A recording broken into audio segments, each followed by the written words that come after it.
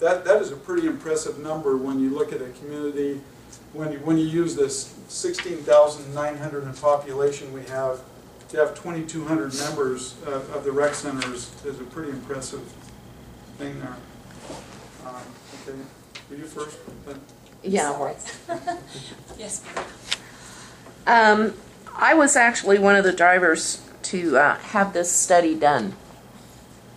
And I've been accused of trying to shut down the soccer program, kids soccer program in Mesquite, and that can't be anything, that can't be further from the truth, because that's not what I want to see happen. I don't think that it is, I don't think that doing a rate study to see how are we recovering costs efficiently and effectively. Are the taxpayers getting the best that they can get? And I don't think that's a juxtaposition to serving the kids and serving the adults in this community. In fact, I think if you do an honest fee study and really examine it, there could perhaps be even better ways or more ways that we can serve the kids in this city. One of the statements that I made at the last meeting that this committee had, I would rather see this city charge just a little bit more to the out-of-town teams so that the kids who live here that I pay for can have even better facilities, can have more events. The adults at the rec center can have even better equipment, better facilities. And so I think that that is not a mutually exclusive goal of this committee or this exercise in looking at fees. I think they should be mutually inclusive. I think that we have not raised our athletic field fees in 7 years, almost 7 years.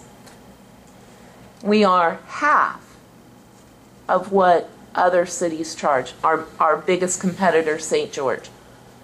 Yes, they probably do have a few more services that they provide for that cost.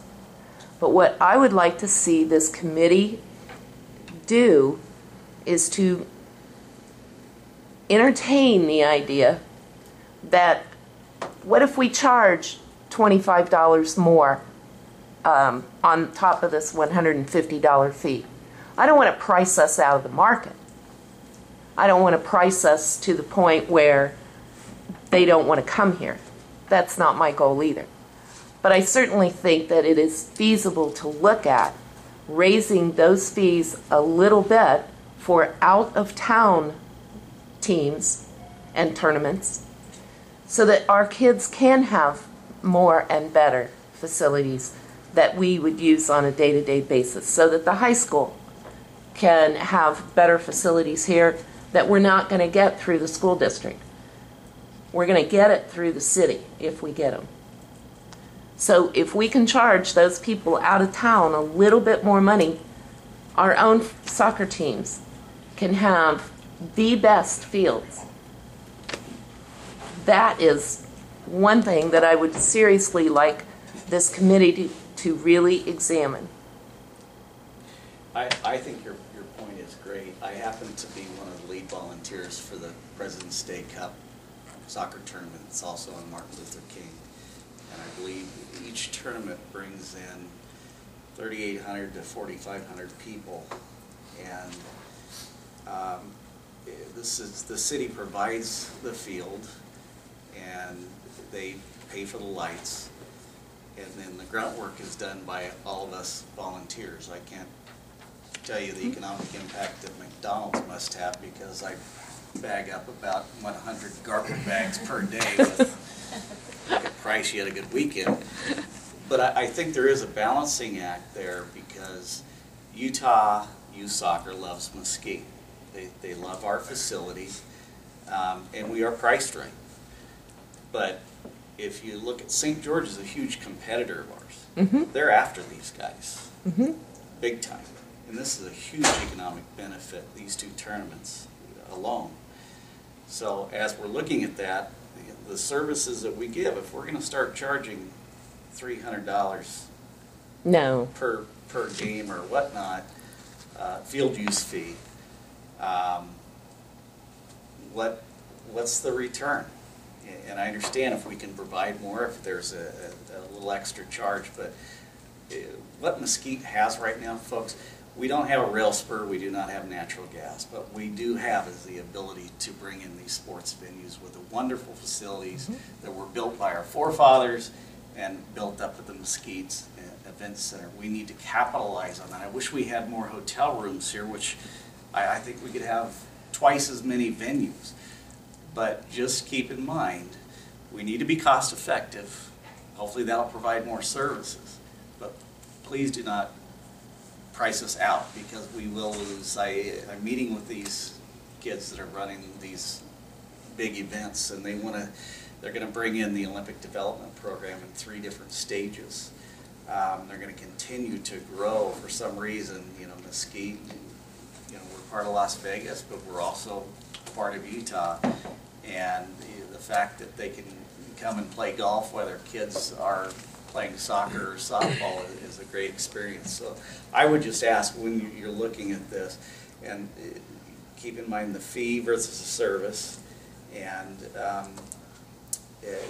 keep things going. We've got a ton ahead of us. I think this town is just going to grow with our sports and leisure service. City does a great job. I will tell you, commending them with the rec center. They're there for us at all times. I know they have to mow the grass anyway, but you know, we also pick up after ourselves and we paint our own fields. We all work together in this. So I would just ask, as my final, just keep the balance there. Keep it going. One other comment I would like to make. I think the committee and the public needs to be reminded that when you look at the LVCVA data and you just simply multiply that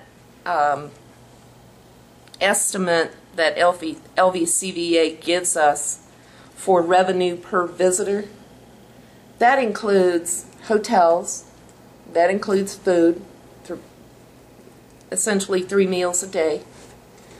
But what you have to remember is that you cannot simply multiply 3,000 attendees at a tournament times that fee and assume that all 3,000 of those people spent the entire 48 hours or 72 hours solely in Mesquite. You know how you cannot do that?